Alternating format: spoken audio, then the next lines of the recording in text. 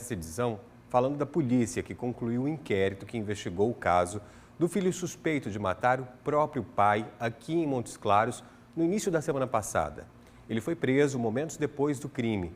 A gente fala sobre esse assunto com o repórter Wallace Borges, que vai relembrar esse caso também para a gente.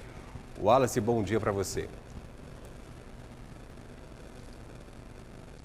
Ei, Pablo, bom dia para você também. A Polícia Civil informou durante uma coletiva na manhã de hoje que o Bruno Gonçalves Souza ele foi indiciado por homicídio triplamente qualificado. Isso porque, de acordo aí com as investigações da Polícia Civil, esse crime teve uma motivação torpe e ele também é acusado, de certa forma, de ter feito ali uma emboscada para o próprio pai e também sem dar nenhum tipo de chance de defesa para essa vítima.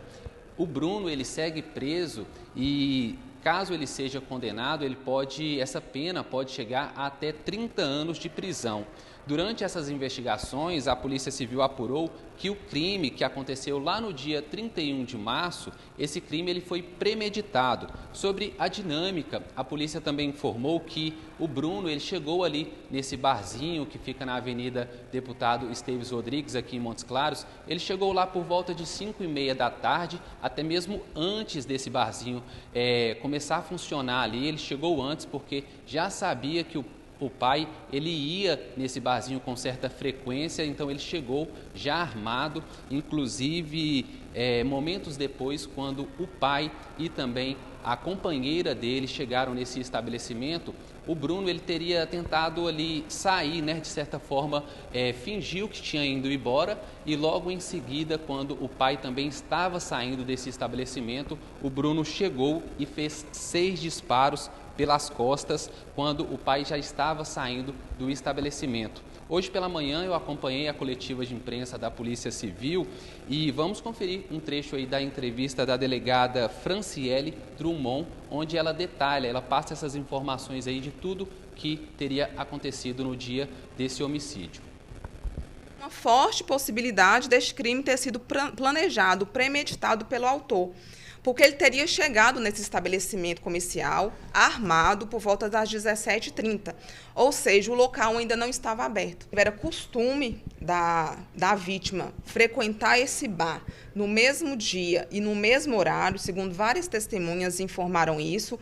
O pai ele viu que o filho tinha chegado, percebe que os dois ficaram incomodados, um com a presença do outro, mas eles ficaram ali numa situação de normalidade, até que o pai pergunta se o filho vai embora e ele só vai embora quando ele tem certeza que o filho saiu do local. Começou o festival para toda casa. Ela era o Emily do precinho. Pegou tudo? Sucesso na missão?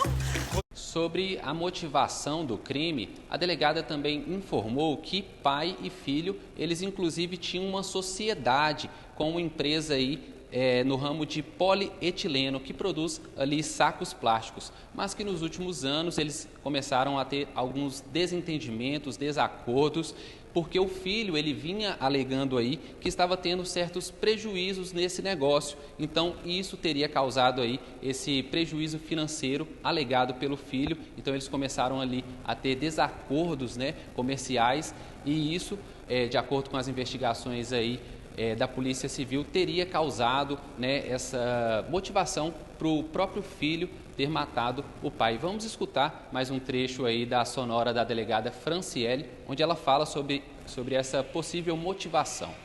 Uma motivação reprovável, torpe, foi por conta de um desentendimento que o autor e a vítima tiveram em razão de um fechamento de uma empresa no qual eles eram sócios.